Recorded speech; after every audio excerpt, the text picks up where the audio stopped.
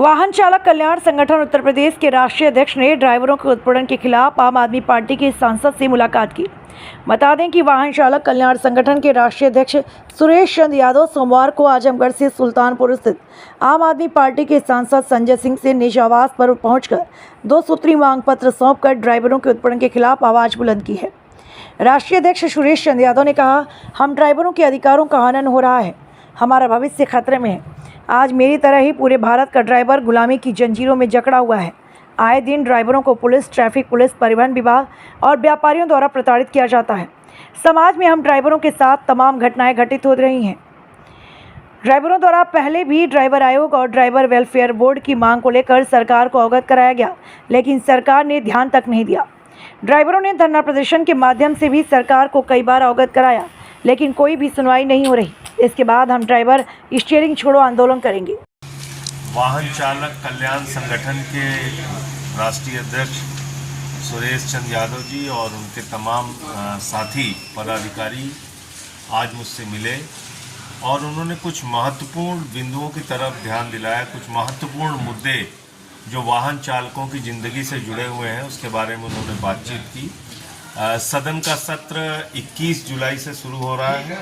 मैंने इनको आश्वस्त किया है कि इनके सारे मामले पार्लियामेंट में उठाने का काम करूंगा और सड़क पे भी जो लड़ाई होगी वाहन चालकों के समर्थन में, उनके अधिकारों के लिए, उसमें भी शामिल होने का प्रयास करूंगा।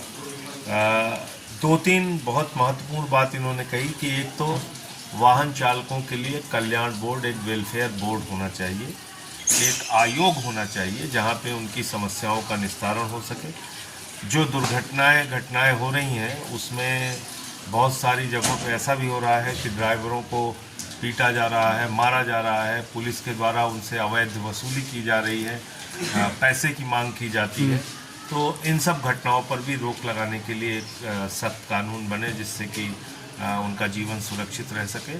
साथ ही साथ जो ड्राइवर की अगर किसी दुर्घटना में मौत हो जाती है तो उसके परिवार को अनाथ छोड़ दिया जाता है, उनसे कोई न मिलता है न उनको कोई मदद करता है सरकार की ओर से। इस पे भी एक योजना स्थायी रूप से बनाई जानी चाहिए कि अगर किसी दुर्घटना में किसी ड्राइवर की मृत्यु हो जाए तो उसके परिवार का पालन पोषण कैसे होगा, उसकी व्यवस्था सरकार करे।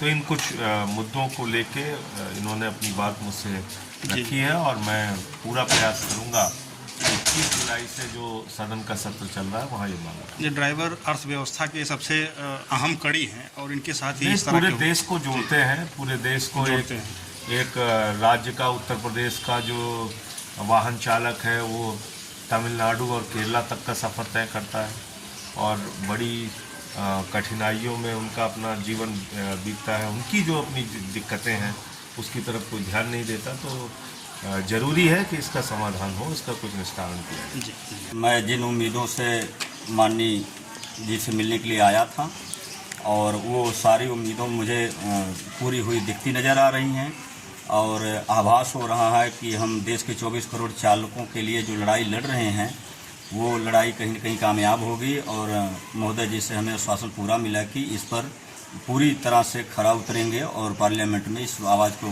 उठाएंगे और ड्राइवरों के लिए ड्राइवर आयोग, ड्राइवर वेलफेयर बोर्ड का गठन किया जाएगा।